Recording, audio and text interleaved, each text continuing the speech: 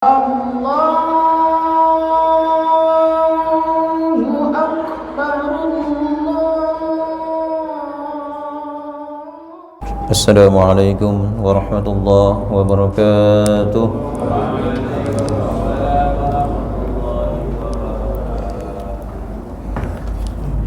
Alhamdulillahilladzi an'amana bi ni'matil imani wal islam.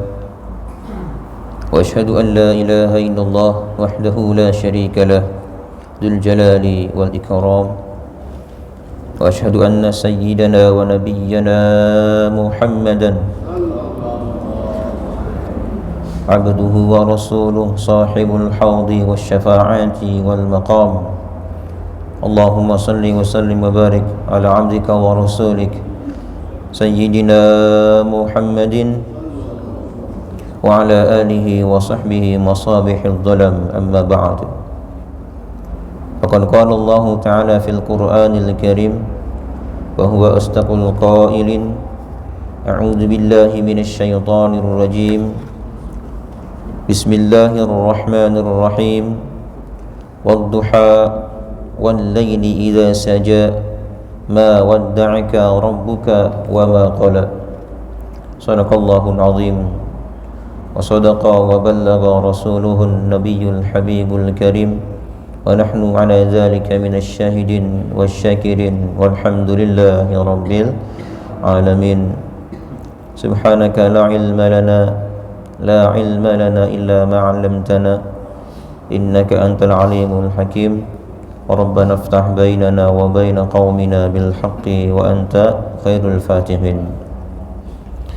Ma'asyiral muslimin wal muslimat, hadirin hadirat jamaah Masjid Jami Baitul Izzah yang dirahmati Allah.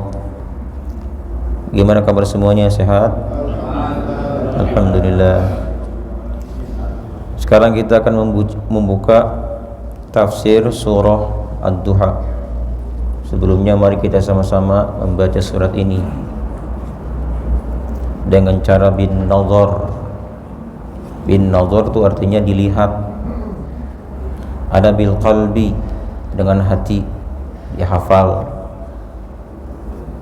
Afdal manakah membaca Al-Quran dihafal tanpa dilihat atau sambil dilihat?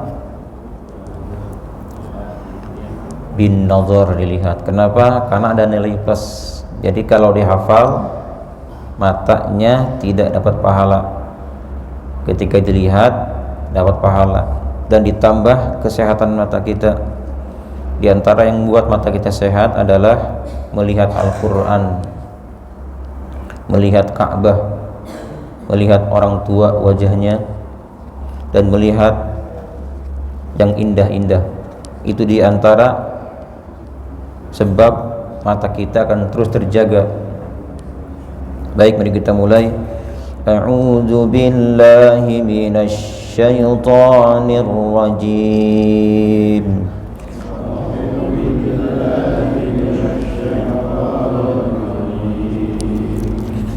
Bismillahirrahmanirrahim.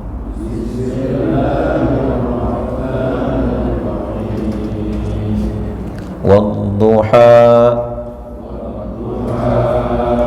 wal laili idza saja ma wadda'aka rabbuka wa ma qala.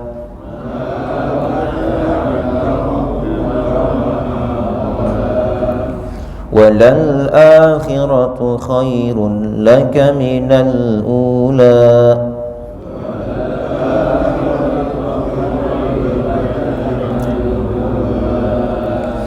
وَلَسَوْفَ يُعْطِيكَ رَبُّكَ فَتَرْضَى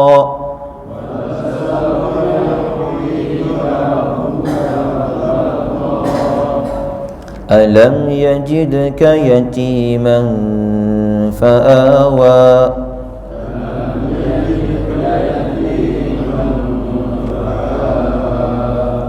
وَوَجَدَكَ ضَالًّا فَهَدَى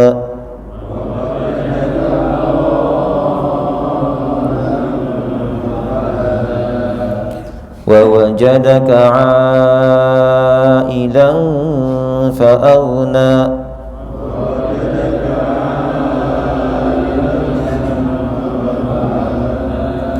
فأما اليتيم فلا تقهر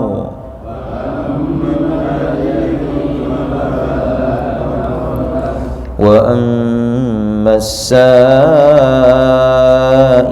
فلا تنهر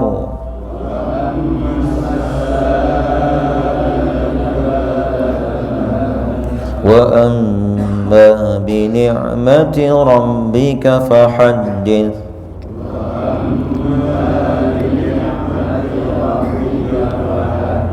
Allahu Akbar. Sebelum kita kaji isi surat ini, disunnahkan setiap kali kita selesai membaca surat ini membaca takbir meskipun dalam sholat. Imam misalnya, jadi imam, wa amma bi ni'mati rabbika fahaddits, Allahu Akbar.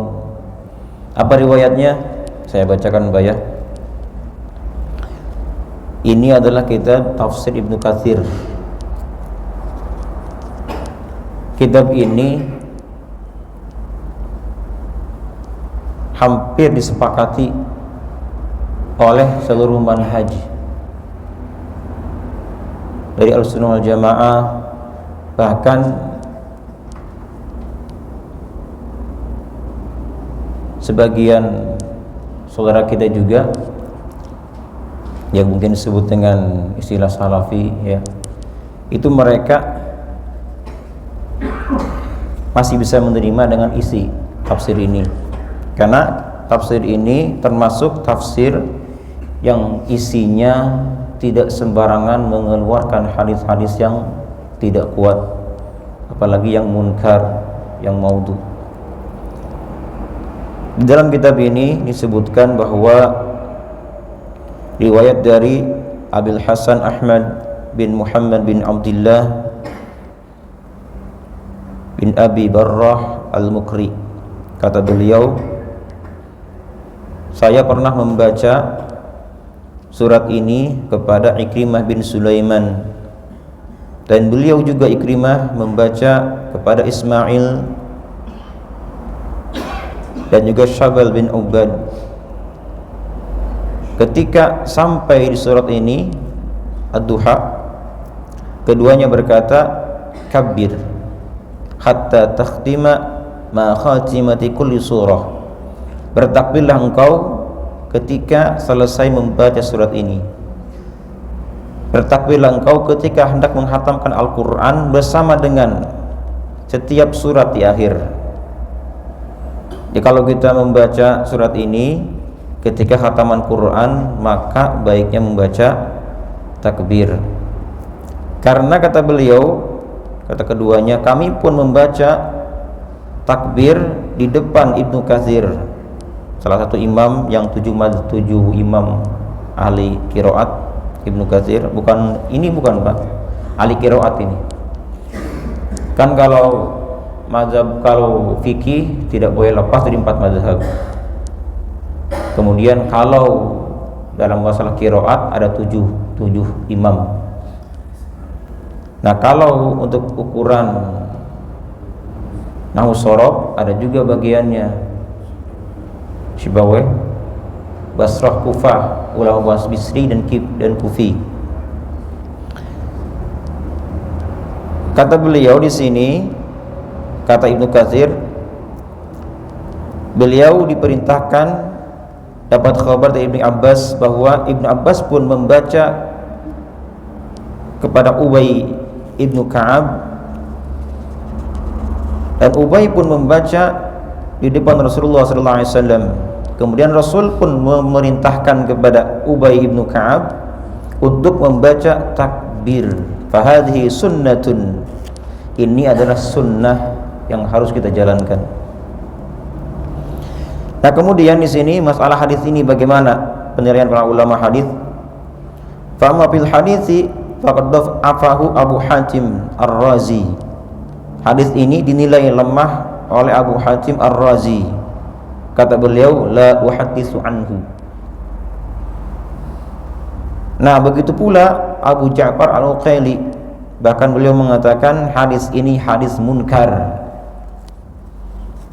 Tetapi depannya ada lakin haka asy-Syaikh Syihabuddin Abu Syamah fi syarh Syatibiyyah 'an Syafi'i annahu sami'a rajulan yukabbiru hadha takbir fi shalah. Tetapi ada hikayat dari Syekh Syihabuddin Abu Syamah dari Imam Syafi'i bahwa beliau pernah mendengar seseorang bertakbir di dalam salat tatkala membaca surat ini. Kalau misalnya para ulama sudah berdebat antara penetapan satu hadis, satu pendapat, tetapi di akhirnya ada kata lakin, maka yang paling kuat dan mu'tamad adalah ma ba'dal lakin. Fal mas'alah idza u'idat bilakin fal mu'tamad ma ba'dal lakin. Jadi masalah yang diperebutkan tatkala diakhiri dengan kata lakin, maka itulah yang perlu kita ambil. Jadi hadis ini dinilai hadis sahih atau hasan setidaknya. Ketika beliau takbir dalam salat, faqala lahu, berkatalah beliau bahwa ahsanta wa usibta sunnah, kamu telah mendapatkan sunnah. Wa hadza yaqtadi sihhata hadzal hadis. Ini berarti hadis ini adalah hadis sahih. Jadi baca setiap kali kita membaca surat ini, terutama khataman Quran. Ketika khataman Quran membaca takbir dari mulai surat ini sampai akhir surat An-Nas. Bagaimana bunyi takbirnya? Di sini ada dua tata cara. Yang pertama, iktisar, hanya membaca Allahu Akbar. Yang kedua, membaca Allahu Akbar, la ilaha illallah, wallahu akbar. Ada juga sebagian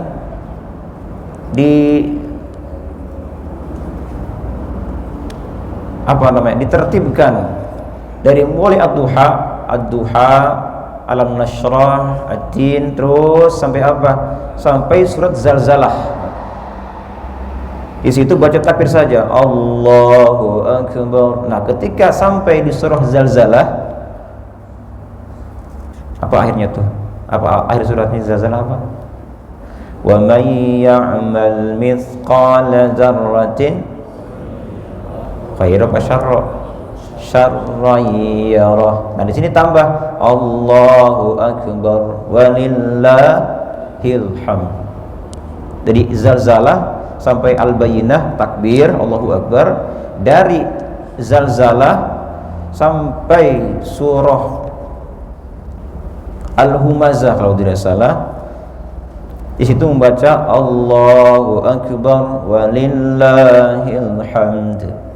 Nah, dari mulai Al-Fil sampai An-Nas tambah lagi la ilaha illallah wallahu akbar walillahil hamd. Jadi 3. Ini ketika kita khataman Al-Quran.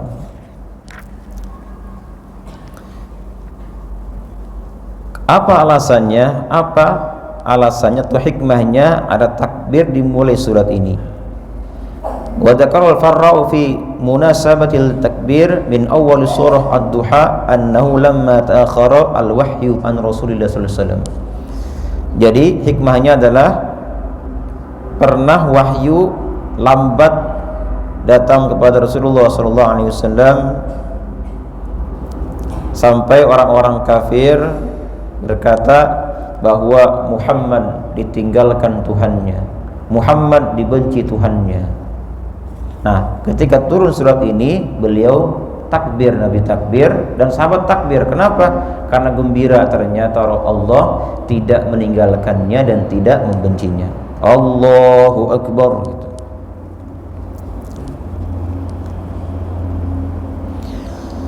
Sekarang kita akan bahas tentang kenapa sampai ada wahyu lambat turunnya. Saya buka sekarang tafsir Al-Qurtubi. Isinya lebih banyak isinya. Yang pertama adalah ini yang paling sahih, ini dari Bukhari, dari Jundub bin Sufyan qal ishtaka Rasulullah SAW, pernah Rasulullah SAW beliau sakit. Nah, gara-gara sakit falam yaqum lailatan aw thalatha, beliau tidak bangun malam, tidak melaksanakan sholat sunnah tahajud 2 atau 3 malam. Akhirnya ketika itu tidak juga datang wahyu kepada beliau. Datanglah seorang perempuan. Perempuan ini namanya Ummu Jamil, istrinya Abu Lahab. Kata dia, "Ya Muhammad, inni la arju an yakuna syaitanak qad tarakak. Lam arahu qurbak mundu lailatan aw thalath." Hai Muhammad, menurut hematku setanmu telah meninggalkanmu. Jibril disebut setan sama Ummu Jamil. Aku tidak melihat dia sudah 2 malam, 3 malam. Nah, kemudian Allah turunkan surat ini, wadduha wallaili idza saja ma wadda'aka rabbuka wa ma qala. Turun lagi. Artinya kan ma wadda'aka rabbuka, Tuhanmu tidak meninggalkanmu, wa ma qala, juga tidak membencimu. Yang pertama ini paling sahih. Sebagian mengatakan kenapa Nabi sakit? Dikarenakan dilempar jarinya sehingga berdarah. Itu alasan. Jadi diri beliau emang agak aneh juga ya. Hanya dengan jari berdarah kok bisa sakit sampai 2 malam tidak bangun. Sebagian mengatakan demikian ketika beliau sedang beribadah di Gua Hira. Jadi jari beliau dilempar. Ini alasannya. Ini yang pertama. Kemudian yang kedua. Yang kedua adalah riwayat dari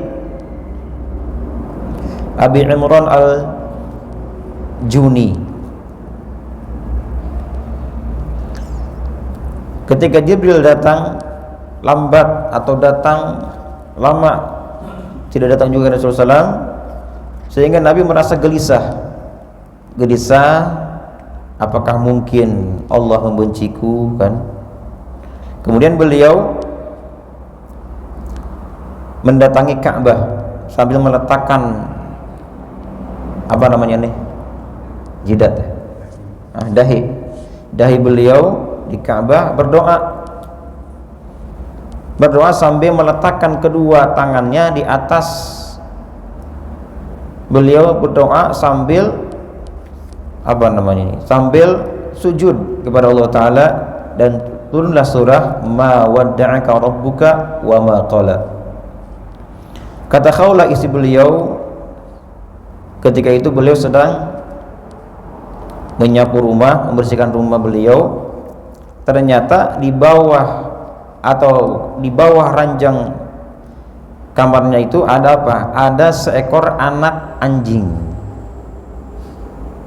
yang sudah bangkai, sudah mati. Nah, gara-gara inilah ternyata ketika Nabi bertanya, ada apa gerangan di rumah kita ini? Kenapa Jibril tidak datang juga sampai sekarang? Ternyata ketika beliau menceritakan, ketika beliau menyapu, membersihkan rumah, ada anak anjing di bawah kamar.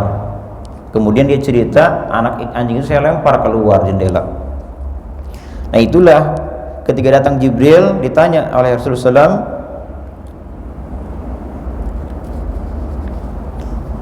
kenapa anda atau kenapa engkau lambat mendatangkan wahyu kepadaku, wahai Jibril? Kata Jibril, apa katanya? Faqal amma alimta anna la nadkhulu baitan fihi kalbun wala surah. Apakah anda lupa wahai Muhammad, kami para malaikat tidak akan pernah masuk ke rumah yang ada anjing dan ada patung. Inilah makanya tidak datang Jibril. Yang kedua, yang ketiga adalah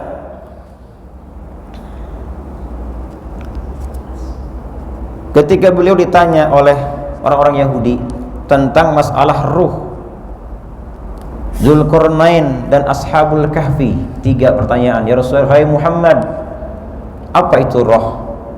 Ceritakan Dzulqarnain dan Ashabul Kahfi. Beliau berkata seperti ini, Sa'ukhbirukum godan, aku akan mengabarkan kalian besok tanpa mengatakan insya Allah. Nabi tidak mengucapkan insya Allah. Besok ya akan saya kabarkan, kata Nabi. Kemudian datanglah Jibril membawa ayat, wala taqulanna li syai'in inni fa'ilun dzalika ghadan illa ayyasha Allah. Jangan sekali-kali kalian mengatakan kepada apapun bahwa inni fa'ilu dzalika ghadan, saya akan mengerjakan ini besok, tanpa mengucapkan insya Allah. Nah, dalam kisah inilah maka akhirnya beliau ditundakan kepada beliau wahyu yang turun kepadanya. Turunlah surat ini, ma wadda'aka rabbuka wa ma qala. Ini kaitan dengan kisah tadi. Ini yang kedua. Yang ketiga, ini lebih aneh lagi ini. Keempat ya.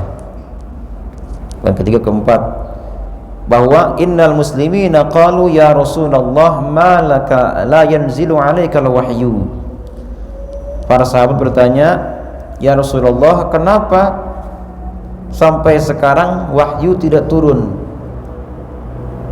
Kata Nabi, bagaimana mungkin bisa turun wahyu sementara kalian la tanquna rawajibakum, kalian tidak mau membersihkan ruas jari kalian. Satu.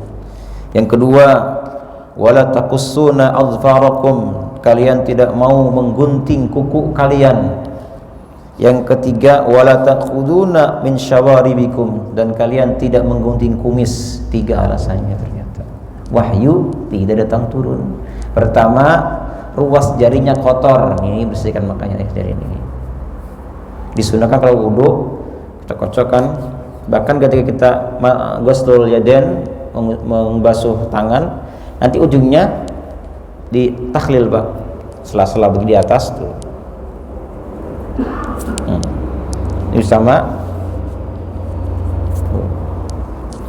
Ini ternyata bisa melambatkan wahyu. Yang kedua, tidak memotong kuku.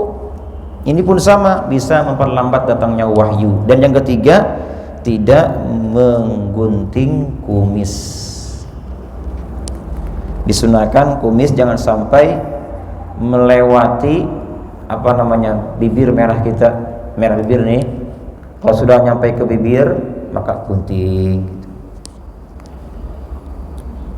Bukan dikerik sebenarnya Pak, digunting. Kita hanya dikerik, nggak ada dikerik, digunting.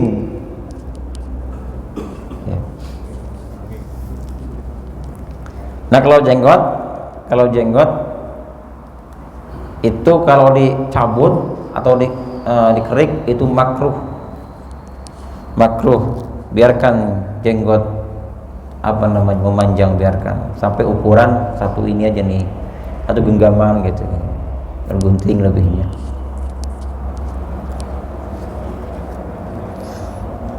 Makanya Pak, sebagian dari dasar riwayat ini, asbabun nuzul ini, maka ternyata kalau kaitan dengan wahyu maka itu pun masuk dengan ilmu. Jadi ilmu, kalau kita belajar ilmu, kalau misalnya masih kotor jari-jari kita, kemudian panjang kuku kita, dan juga panjang kumis kita, itu bisa menghambat datangnya ilmu kepada kita.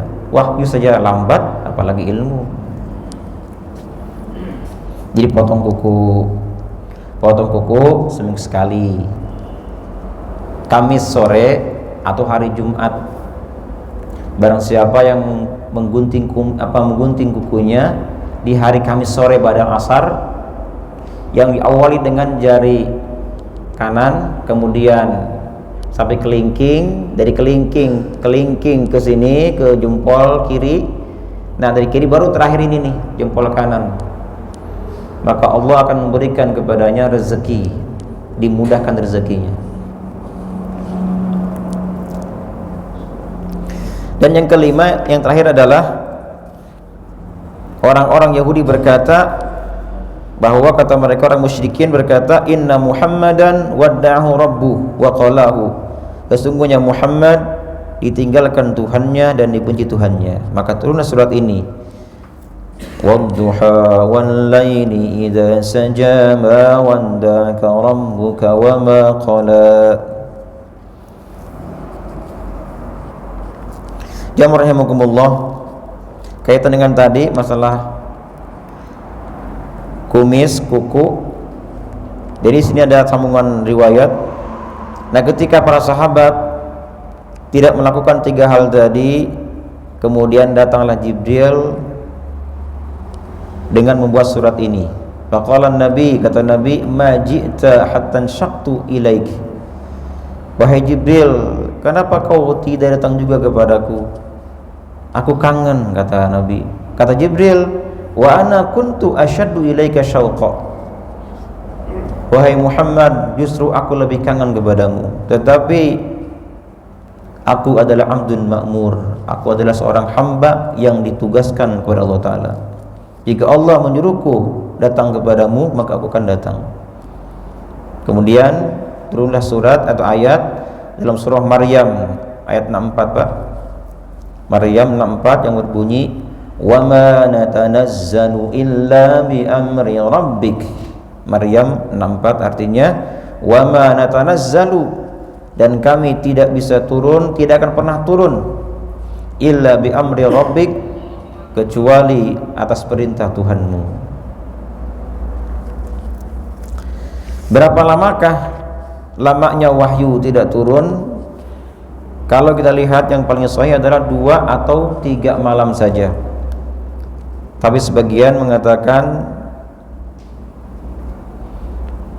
dari Ibnu Jurayh bahwa wahyu tidak datang kepada Nabi selama 15 hari. Ada yang mengatakan 12 hari. Ada yang mengatakan juga khamsah wa isna yauman, 25 hari tidak datang.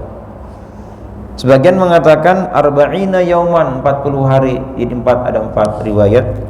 Sebagian mengatakan 12, sebagian 15, sebagian 25, dan sebagian mengatakan 2 atau 3 malam. Dan inilah yang paling sahih di antara semuanya.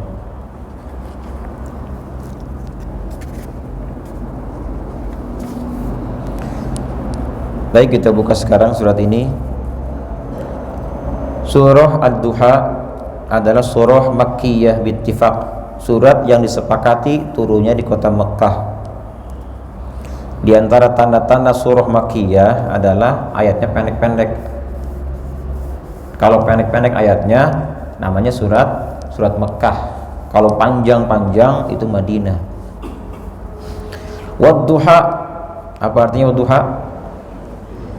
Demi waktu duha. Wal laili, demi malam, idza saja, apabila telah sunyi, telah gelap, telah sunyi. Ma wadda'aka rabbuka wa ma qala, Tuhanmu tidak meninggalkanmu dan juga tidak membencimu.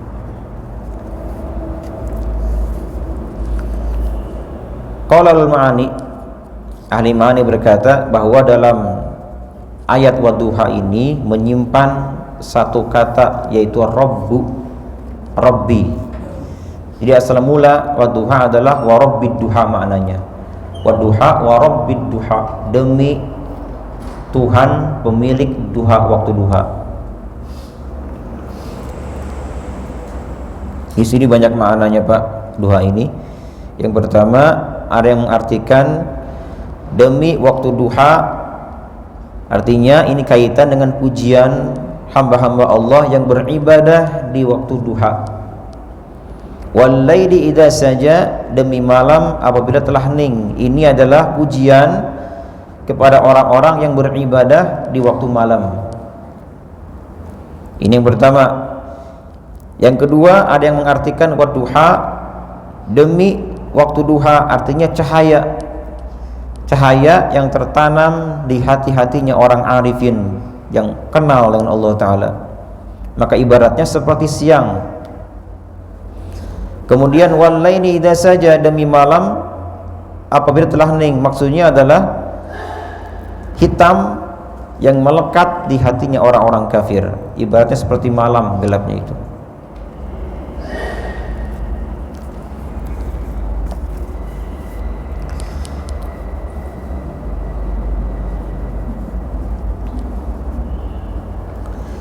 Dan di waktu inilah Allah menyebutkan sumpahnya dengan waktu duha, dikarenakan ada kaitan dengan zaman-zaman dulu. Yang pertama ada kaitan dengan kisahnya Musa alaihissalam ketika beliau berbicara dengan Allah Ta'ala. Dibuka coba surah apa?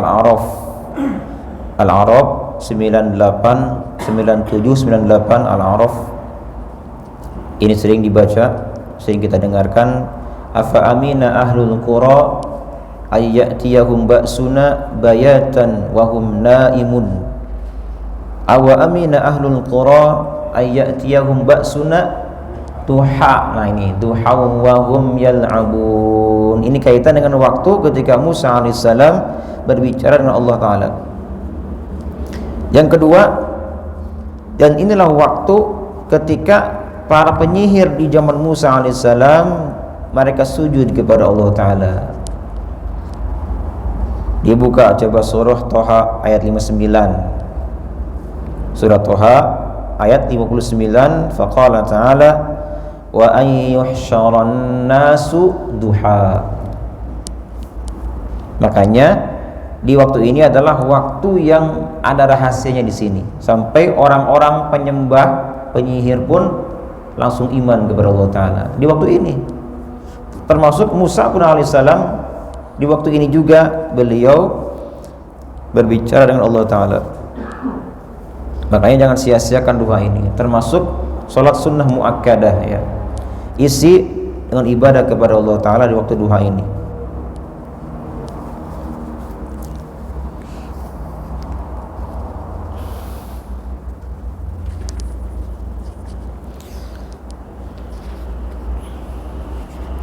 Berikutnya sekarang ayat yang keberapa nih? Ayat yang keempat. Walal akhiratu khairul laka minal ula.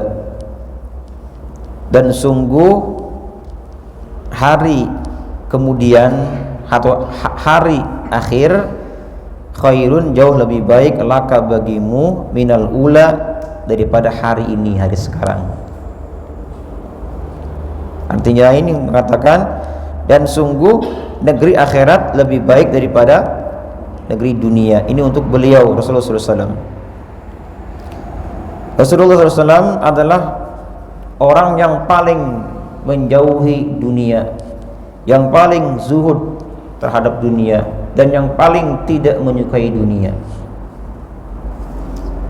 Ketika beliau dipilih antara dua pilihan, yang pertama, apakah usia beliau panjang sampai akhir usia dunia kemudian masuk surga, atau beliau memilih apa?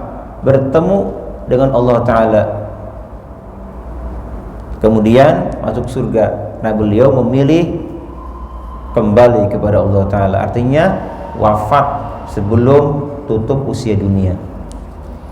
Kenapa? Karena beliau tidak mau tinggal lama di tempat yang hina ini, dunia. Dan pernah disirahkan ketika Ibnu Mas'ud datang ke kamar beliau, beliau sedang baring di atas hamparan tikar kasar. Dan ketika beliau bangun dari baringnya, itu melekat Pak, terlihat bekas-bekas anyaman tikar menempel di lambung beliau, terlihat. Kemudian Ibnu Mas'ud mengusap beliau, diusap-usap dan berkata, "Ya Rasulullah, kalau Anda izinkan, kami akan menyiapkan untukmu kasur empuk di atas tikar." Apa kata beliau? Dunia ibarat, kata beliau, adalah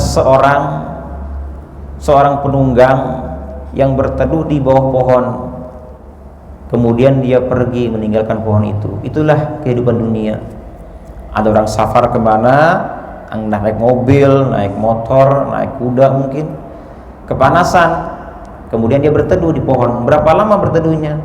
Itulah dunia, kata beliau.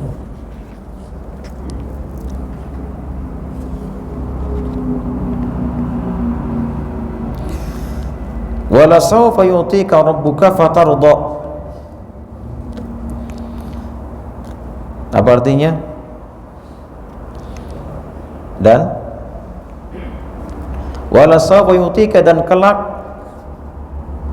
dan Tuhanmu pasti akan memberikan anugerah kepadamu, fala fatarda, yang membuat hatimu menjadi puas. Ini subhanallah, ayat ini nih. Pasti Allah akan memberikan kepada Nabi kita Muhammad anugerah yang membuat beliau puas. Ini nih. Apa maksud di sini? Di sini banyak maknanya, tafsirnya. Ada yang mengartikan bahwa di sini maknanya adalah beliau mendapat telaga Kautsar. Inna a'tainakal Kautsar maknanya. Ada yang mengatakan juga asy-syafa'ah, syafa'ah. Ada yang mengatakan juga ada 1000 bahkan sejuta istana ditambah dengan pelayan bidadari yang layak buat beliau. Ada yang mengatakan juga ketika Nabi hendak wafat, Allah perlihatkan kepada beliau bahwa bagaimanakah hadiah atau anugerah untuk umatnya. Dan ternyata umatnya diberikan pahala yang luar biasa yang membuat beliau gembira.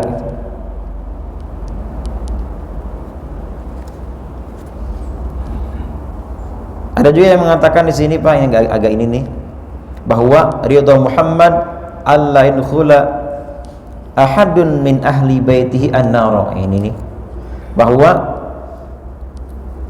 puasnya baginda Muhammad SAW ialah tidak akan dimasukkan satu pun dari keluarga beliau ke dalam neraka.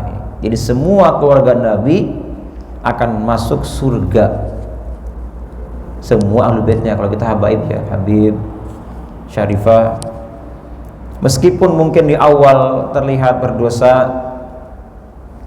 atau mungkin juga beda manhaj, tapi ketika mereka sedang sakaratul maut, mungkin Allah kasih ilham mereka, kasih hidayah sehingga kembali kepada Allah Ta'ala. Intinya di sini adalah di antara kepuasan baginda Nabi adalah tidak akan dimasukkan ahlu baitnya ke neraka.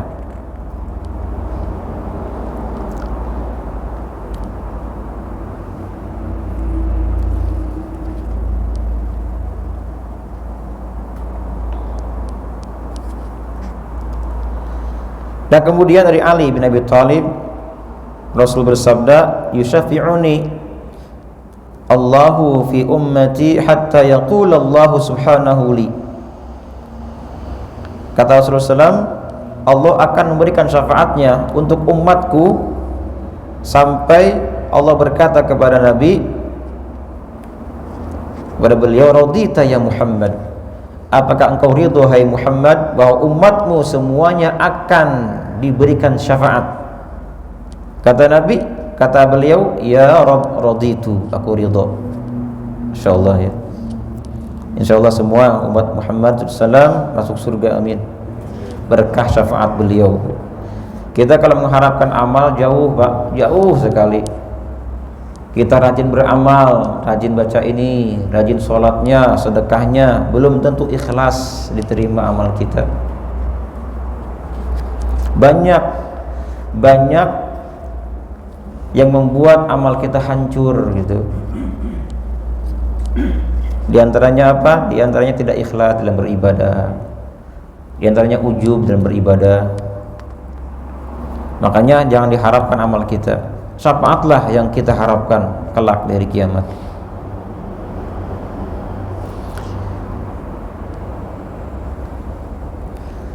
Berikutnya wa qaul Isa. Kalau kita buka Pak, surah Al-Maidah ayat 118, buka Al-Maidah. Di sini ada ayat yang berbunyi in tu'adzibuhum fa innahum ibaduk. Nah, Nabi ketika baca ayat ini nangis Pak. Ketika beliau membaca ayat ini menangis. In tu'adzibuhum fa innahum ibaduk. Seandainya engkau menyiksa mereka, sesungguhnya mereka adalah hamba-hambamu. Saking Nabi sayang kepada umatnya, ketika ada kata azab, ada kata adab yang menyinggung umatnya, beliau menangis. Dan beliau mengangkat kedua tangannya dan berkata, Allahumma ummati, ummati, sampai nangis. Lalu Allah Ta'ala berkata kepada Jibril, Hei Jibril, idhab ila Muhammad, datangilah Muhammad, katakan kepadanya bahwa Allah Ta'ala akan memberikan ridhonya terhadap umatnya, subhanallah, dan tidak akan pernah membuat beliau sedih. Katakan ke Muhammad bahwa Tuhannya itu memberikan ridhonya untuk umatnya, Masya Allah. Lalu beliau berkata, Insya Allah ini Pak, Wallahi la arda wa wahidun min ummati finnar. Subhanallah, ini perhatikan Pak, kata Nabi, wallah, demi Allah, la arda, aku tidak rela, wa wahidun min ummati annar, sementara ada satu umatku, seorang yang masih di neraka, aku tidak rela.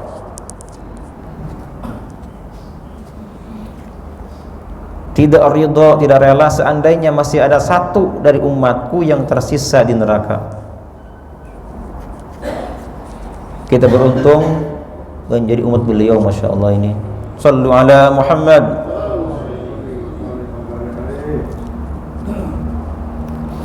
Allah.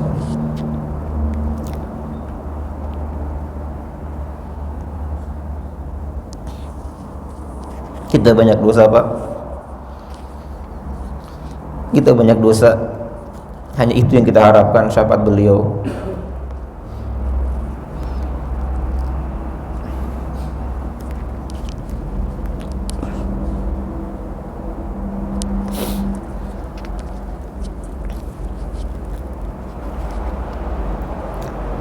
Wabil hadis, saya ulang lagi, wabil hadis lamma nazalat hadil ayah, ketika turun ayat ini, wala sawfa yu'tika rabbuka fatarda, dan Tuhanmu Muhammad akan memberikanmu, pasti akan memberikanmu anugerah yang membuat kamu puas. Kata beliau, idzan wallah la arda wa wahidun min ummati an finnar, jika demikian demi Allah, saya tidak rela seandainya satu di antara umatku tersisa di neraka. Diceritakan pada sebuah riwayat bahwa ketika begini Nabi di surga dan semuanya masuk surga umatnya, ternyata masih ada satu orang di neraka, berteriak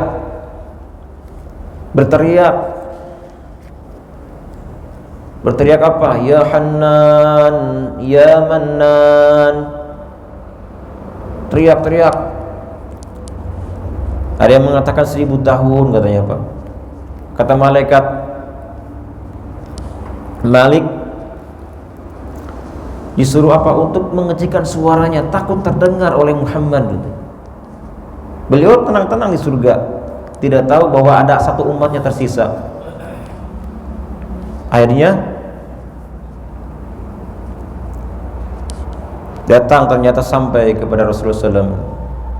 Ketika sampai, dicarilah orang itu, dicari oleh malaikat Jibril, di manakah orang itu adanya. Ketika datang ke malaikat Malik, wahai Malik, di manakah suara itu? Tolong cari. Dia belum mencari. Ada yang mengatakan 1000 tahun pencarinya, dicari tidak ketemu. Datang ke malaikat, di mana letaknya? Akhirnya dicarilah orang itu, dicari, dan ternyata ada di tumpukan batu-batu, karena semuanya sama, manusia dan batu sama, mirip semuanya, hitam-hitam. Dan bagi Nabi ketika itu mendengar ada satu umatnya terakhir yang masuk surga, beliau menangis dan hampir mau melemparkan diri ke neraka. Setelah ketemu apa? Setelah dia keluar, kemudian langsung diberikan telaga. Boleh jadi itu kita, Pak. Boleh jadi itulah kita.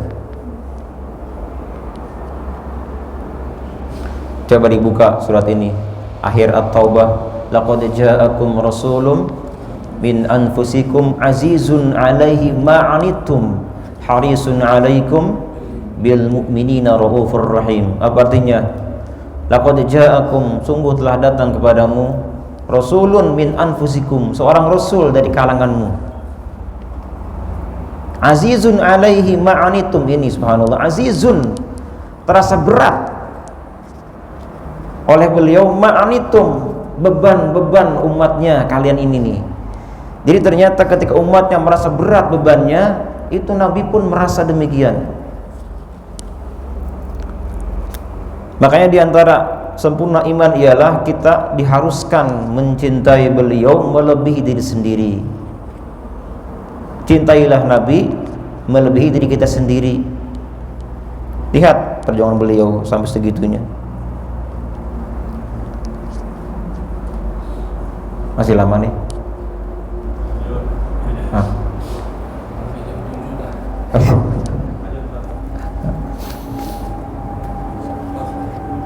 Biasanya berapa?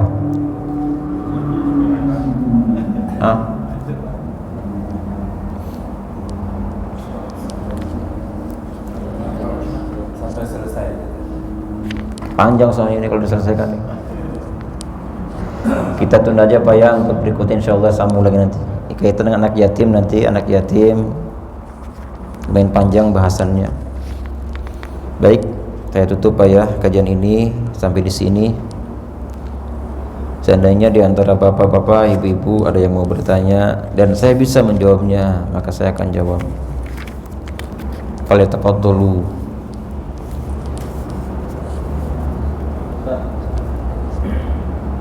Ya. Terkait dengan pengharapan amal sholat yang kita lakukan, bisa jadi itu nggak akan terjadi ya, untuk mengharap ridhonya Allah. Kita mengajar syafaatnya Rasulullah SAW. Nah, pertanyaannya adalah bagaimana kita bisa mendapatkan syafaatnya Rasulullah. Di antaranya ada satu hadis mengatakan, ada di akhir hadis ini, halat lahu syafaati, ialah ketika kita habis mendengar azan, mintakan kepada Allah wasilah fadilah untuk Nabi Muhammad SAW. Ati sayyidana Muhammadanil wasilata wal fadilah. Nah, kalau orang berdoa ini setiap akhir azan, selesai azan, maka kata Nabi, halat lahu syafaati, halat baginya syafaatku. Coba baca ayo. Bagaimana kalau kita habis azan baca apa? La ilaha illallah. Terus Allahumma rabba hadhihi da'wati tammah wassalatil qa'imah ati Muhammadanil wasilata wal fadilah wasyarafa wa darajatal aliyatat rafi'ah wab'athu maqamam innaka la tukhliful mi'ad. Ini dibaca setiap kita habis mendengar azan. Baca ini, kata Nabi, halat lahu syafaati, halal baginya syafaatku. Dan anehnya Pak, syafaat Nabi diberikan kepada siapa? Syafaati li ahlil kabair. Syafaatku diberikan untuk orang-orang yang banyak dosa besarnya. Bayangkan dosa besar itu yang belum tertaubati sebelum meninggal, itu dapat syafaat Nabi. Makanya kalau kita harapkan istighfar kita, amal ibadah kita jauh sekali. Hanya syafaat yang kita harapkan. Kita mungkin tidak merasa kita pernah menzalimi orang, menyakiti orang, itu bisa menghapus amal kita. Dengan cara apa? Nanti ketika di hari kiamat, ketika Allah hisab semua orang, ternyata ada orang yang pernah kita zalimi. Entah kita hina dia, entah kita ambil barang dia, entah apapun. Nah, nanti orang yang kita zalimi akan mengambil amal baik kita. Diambil. Si fulan datang lagi, si fulan ini pernah nih, ambil lagi amalnya. Dan bahkan pernah ada suatu riwayat, ada seseorang yang hendak masuk surga, tinggal satu langkah lagi ceritanya nih. Ternyata dipanggil lagi, ada dia punya kaitan hak adami. Apa katanya? Dia dulu pernah merusak dagangan dia. Ketika dia jual beli, dia beli tidak tapi merusak dagangannya. Dan itu si penjual tidak ridho. Saya mau nagih kepadamu bahwa dulu kamu pernah merusak dagangan saya. Mungkin itu kalau apa sih, coba cicipin itunya, jeruknya. Enggak jadi Pak, itu sakit hati penjual itu. Dimakan habis-habisan. Atau mungkin gorengan dipilih-pilih, dipencet sama kita Pak, sampai rusak tuh gorengannya. Dingin ini mah. Pilih-pilih. Itu hati-hati itu.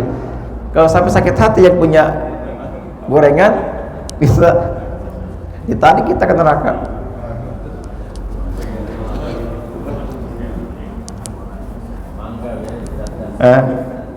Banyaklah pokoknya dipencet-pencet dagangan Pak ya.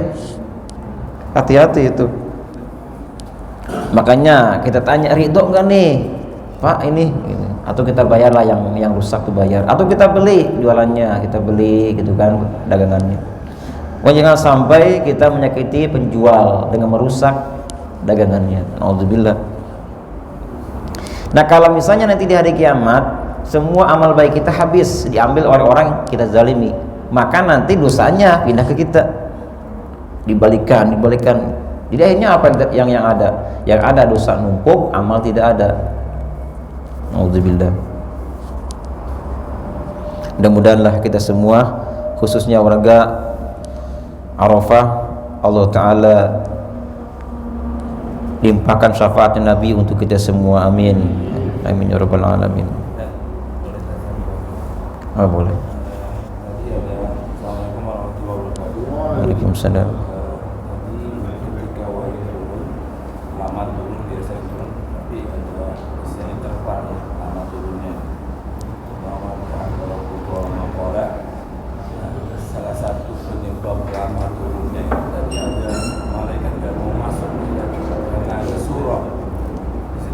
Ya, suruh. Apakah yang dimaksud dengan surah itu hanya patung atau juga gambar-gambar yang ada di rumah, misalnya foto keluarga? Biasanya kan ada pajangan atau apa gitu kan. Apakah langsung sampai ke sana hingga malaikat misalnya tidak mau masuk ke dalam rumah seorang muslim? Iya. Jadi mana surah? Dalam sebuah hadis Nabi, malaikat tidak akan pernah masuk ke dalam rumah yang di dalamnya ada anjing dan juga ada surah. Apa arti surah ini? Surah artinya patung atau sesuatu yang ada bayangannya. Sesuatu yang ada maksudnya bentuk yang bernyawa yang ada bayangannya. Setiap yang bernyawa yang ada bayangannya ya seperti patung, meskipun satu juznya, kepalanya saja gitu, atau mungkin tangannya saja. Kalau patung Pak ya, kalau patung nih, tangannya saja, kakinya saja, bahkan jarinya saja, bahkan kemaluannya saja misalnya ini, itu bisa menghijab, menghalangi malaikat masuk ke dalam rumah kita. Nah terus bagaimana kalau foto-foto, lukisan, foto, itu ada bayangannya enggak foto? Yang ada kan depannya doang, belakangnya mana? Enggak ada kan? Tapi kalau dimensi bisa jadi ya itu ya. Tapi enggak juga sih itu masalah foto. Ini hilaf antara ulama-ulama, foto itu tidak masuk ke dalam makna surah. Ada juga sebagian yang tetap mengartikan surah adalah maknanya seperti itu, lukisan, foto. Makanya ada sebagian tidak mau memasang foto di rumahnya, bahkan tidak mau difoto gitu. Nah kalau misalnya demikian, orang anti dengan surah berarti dia anti dengan duit. Karena duit kan ada fotonya Pak, jangan dikantongin dong, itu kan ada fotonya, gak akan datang malaikat. Ternyata di duit itu ada gambar apa tuh? Pahlawan kan. Jadi intinya yang paling kuat adalah itu yang ada bayangannya. Setiap yang ada bayangannya, meskipun satu juz itu, saking kerasnya ini, maka itu termasuk surah. Termasuk juga boneka-boneka di rumah kita, itu kan surah itu. Jadi semua yang bernyawa, yang namanya surah udah dipatungkan, itulah namanya surah.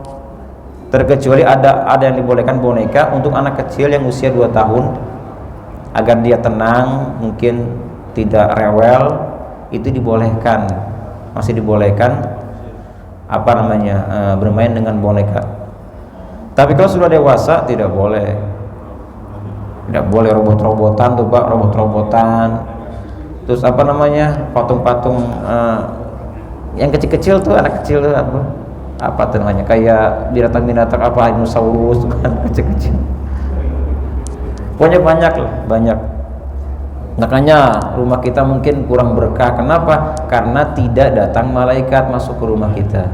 Dan ini malaikatnya tidak semua malaikat rahmah, maksudnya malaikat yang membawa rahmat buat rumah itu, seperti malaikat Jibril, kemudian membawa kebaikan. Tapi kalau malaikat yang mencatat amal tetap masuk, kan tugasnya mencatat amal. Demikian Pak, mudah-mudahan kajian kita pagi hari ini bermanfaat untuk kita semua. Amin ya rabbal alamin. Mari kita baca doa. Bismillahirrahmanirrahim. Alhamdulillahirabbil alamin. Allahumma shalli wa sallim ala sayyidina Muhammadin wa ala alihi wa sahbihi ajma'in. Amin ya rabbal alamin.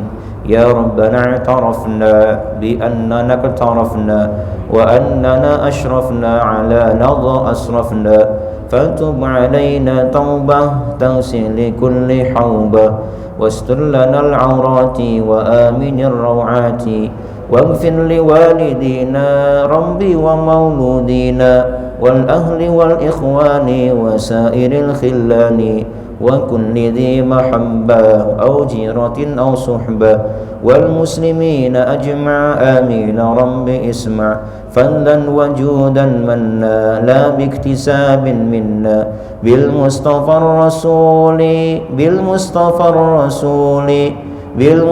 الرسول نحظى بكل سولي صلى وسلم ربي عليه عند الحب وآله وصحبه عدالة صحبي والحمد لله في البدء والتناهي sama-sama ربنا آتنا في الدنيا حسنة وفي الآخرة حسنة وقنا عذاب النار وصلى الله على سيدنا محمد وعلى آله وصحبه وسلم والحمد لله رب العالمين سبحانك اللهم وبحمدك أشهد أن لا إله إلا أنت أستغفرك وأتوب إليك. السلام عليكم ورحمة الله وبركاته.